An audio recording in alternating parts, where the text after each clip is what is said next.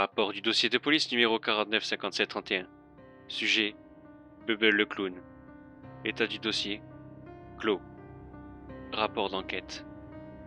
S'il est bien un phénomène de mode que je ne m'expliquerai jamais, c'est bien celui des clowns tueurs. Vous savez, ces personnes s'amusant à se déguiser en clowns monstrueux, psychopathes, effrayants, et s'amusant à terroriser les pauvres gens dans la rue, les parkings ou même encore les bois. Attaquant même parfois le jour et se servant de Facebook, Instagram, Twitter, YouTube, afin de se vanter de leurs exploits ou de promouvoir leur propagande. Pardon, j'ai oublié de me présenter, moi c'est Adam. 45 ans, 20 ans de loyaux service dans la police. Promu depuis 2 mois inspecteur. J'ai été en charge de ce dossier et j'en suis enfin débarrassé. La seule chose qui me reste à faire, et c'est la procédure malheureusement, c'est d'enregistrer un rapport de police détaillé sous ce magnétophone. Afin de clôturer une bonne fois pour toutes ce dossier, j'espère sincèrement pouvoir enfin m'en débarrasser une bonne fois pour toutes. Donc, reprenons, oui, les clowns tueurs.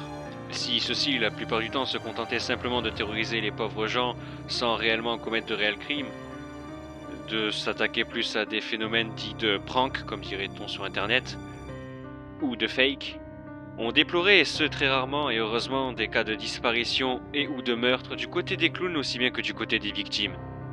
Malheureusement, il en était une toute autre histoire pour un certain clown tueur qui se faisait appeler Bubble, en référence au bubblegum. Bubble n'était pas si différent des autres clowns tueurs. Le même costume ridiculement effrayant, les mêmes couleurs flashy, tout un attirail de ballons et de ballons de fête foraine que l'on pouvait tordre dans différentes formes, telles des caniches par exemple, toute une ribambelle de friandises, bref, l'attirail du parfait petit clown, s'il ne s'agissait là que d'un simple clown pour vous divertir. Hélas pour nous, le seul moyen que nous avions de différencier Bubble des autres clowns, c'était son gros nœud papillon qu'il ne quittait jamais. Et son arme de prédilection était une grande masse qu'il ne quittait aussi jamais. La première fois qu'il fut état de Bubble, cela s'est produit dans une banlieue. 2 jeunes étaient en train de fumer du cannabis sans se douter qu'ils étaient filmés par les caméras de surveillance de la ville, quand Bubble a fait son apparition, un ballon à la main. Les jeunes l'ont repoussé violemment, cependant Bubble ne s'est pas dégonflé et a continué ses pitreries avec des gestes extrêmement et exagérément théâtrales.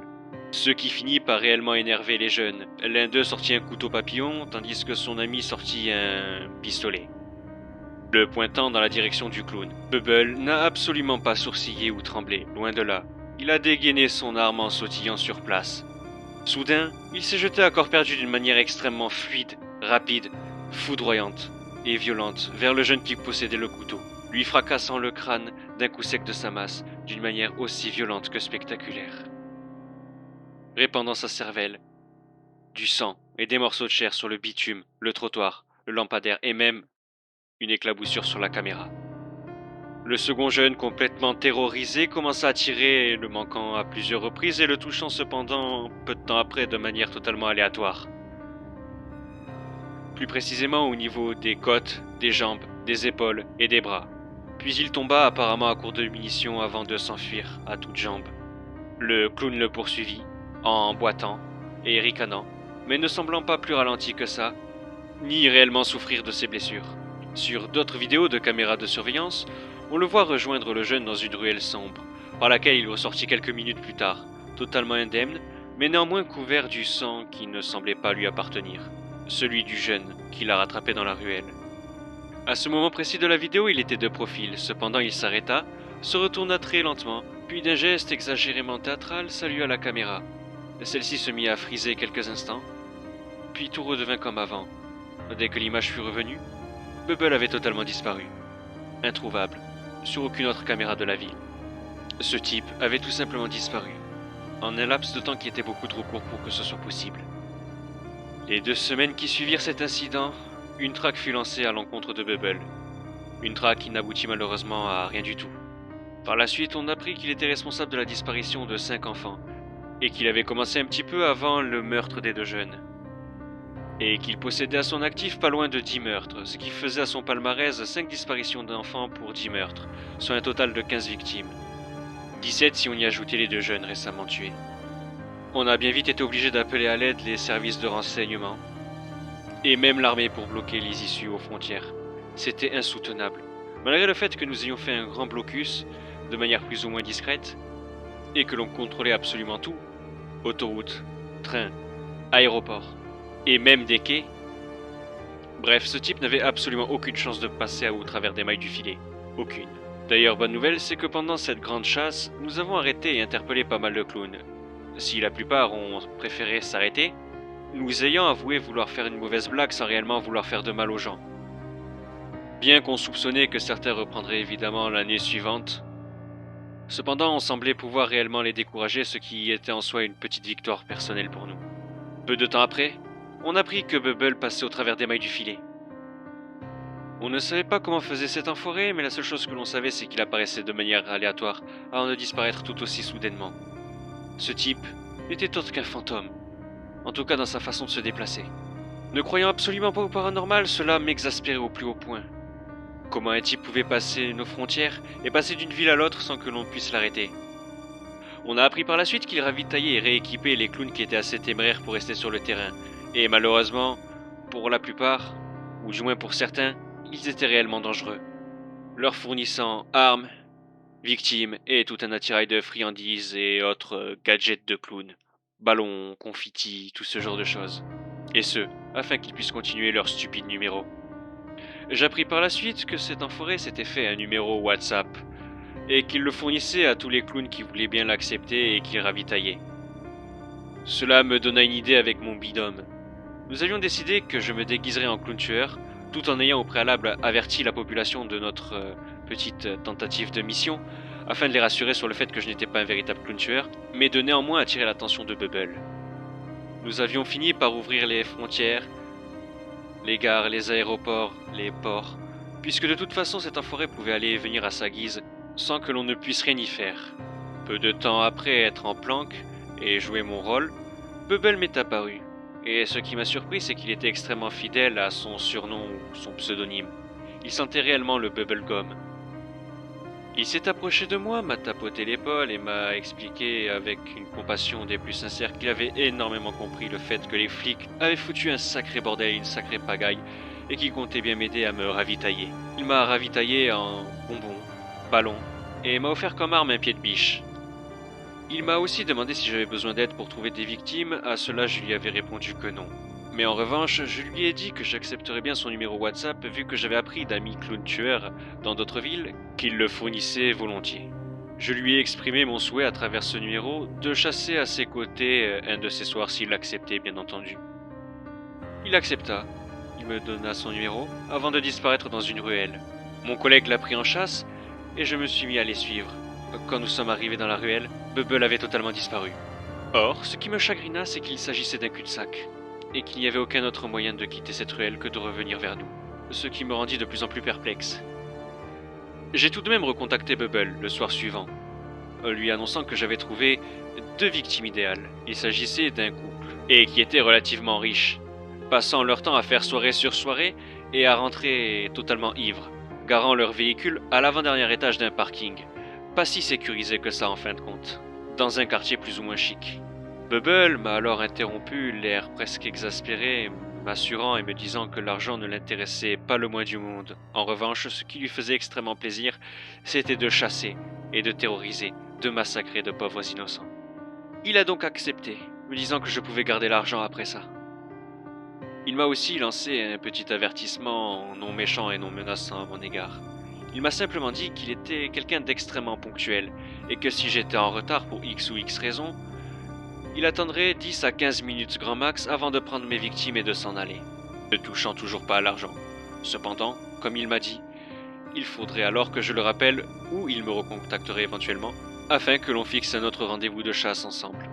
J'ai accepté et lui ai fixé rendez-vous le soir suivant à l'avant-dernier étage de ce parking à 23h pétantes. Et le soir fatidique est arrivé. J'étais prêt, j'avais la BRI cachée prêt à intervenir, quelques-uns de mes collègues, et j'étais truffé de capteurs et d'autres micros, et les services de renseignement qui géraient les caméras. J'étais seul à attendre dans le parking, à l'avant-dernier étage, là où le couple aurait dû se trouver. Cependant, ayant des contacts dans les renseignements, je savais pertinemment qui était ce couple, et bien entendu, on avait fait en sorte qu'ils ne fassent pas de soirée ce soir-là. Nous avions tous nos montres synchronisées, quand 23h tapentsuna, Bubble apparut d'un coin de mur. Je ne l'avais pas remarqué, et il me fit presque sursauter, me saluant tout naturellement comme on saluerait un collègue. Je me ressaisai tout aussitôt, pointant mon arme de fonction sur lui et lui sommant de se rendre, lui clamant haut et fort ses droits et qu'il était en état d'arrestation pour la disparition de 5 enfants et 12 meurtres. Comprenant qu'il s'était fait prendre au piège, Bubble ricana, dégaina lentement son arme et fit tout un cirque. Plus je lui sommais de se rendre, plus il me lâchait des blagues à l'humour douteuse ou me jetait des bonbons à la figure. J'avais même eu droit à ses talents de jongleur, ses talents de tordeur de ballon. Bref, la totale. Ce qui avait pour résultat de commencer à me faire perdre sérieusement patience. Soudain, ce qui avait alors semblé être un simple déguisement, un costume fait de plastique, de tissu bariolé et de maquillage, devint des plus réalistes. Le plastique devint une véritable chair. Ses yeux étaient flamboyants, cruels, sadiques et perçants. Ses oreilles étaient devenues pointues, et ses dents, larges, épaisses, extrêmement aiguisées, ressemblaient à celles des baudrois des abysses. Il m'a regardé, puis s'est jeté sur moi, masse en l'air. J'esquivai de justesse, lui tirant des balles dans les bras et les jambes pour le ralentir.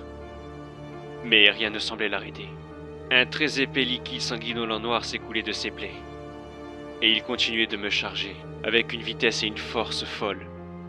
Voyant qu'il était trop dangereux, et que mon équipe n'arriverait pas à temps pour me sauver la vie, je dus vider mes chargeurs sur son torse, mais il ne tombait toujours pas. Merde, mais c'était qui ce type à la fin ? À un moment, il réussit à me faire trébucher, me brisant une côte au passage. Cependant, pas le temps de réfléchir. L'adrénaline, je suppose, mais j'esquivais de justesse un autre coup de masse. Malgré tout, mes tirs avaient réussi à le rendre plus ou moins rampant, ou tout du moins à le ralentir un minimum. Et c'est sans doute ce qui m'a sauvé la vie. Mais malgré ça, il continuait de me charger avec une agressivité sans faille.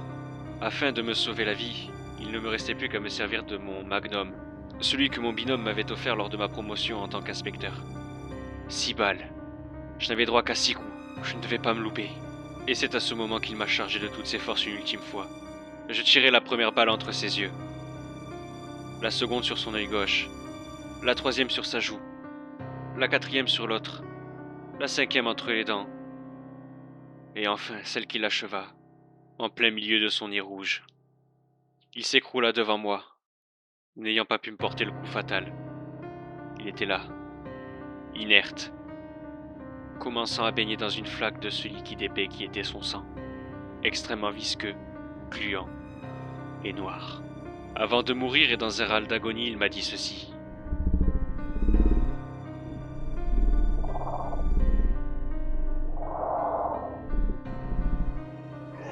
Attends à l'année prochaine.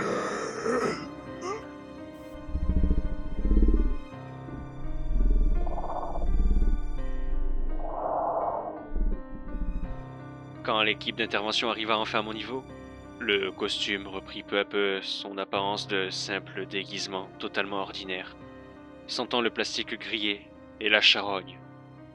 On boucla cette affaire, on enterra le corps, et malheureusement on ne put identifier la personne qui se trouvait sous le déguisement. Ce n'était qu'un amas de chair. Impossible d'identifier l'ADN, la provenance de ce sang si épais et visqueux. On n'avait aucune trace de cette personne. Je fus bien sûr décoré et mis à l'arrêt le temps de m'en remettre.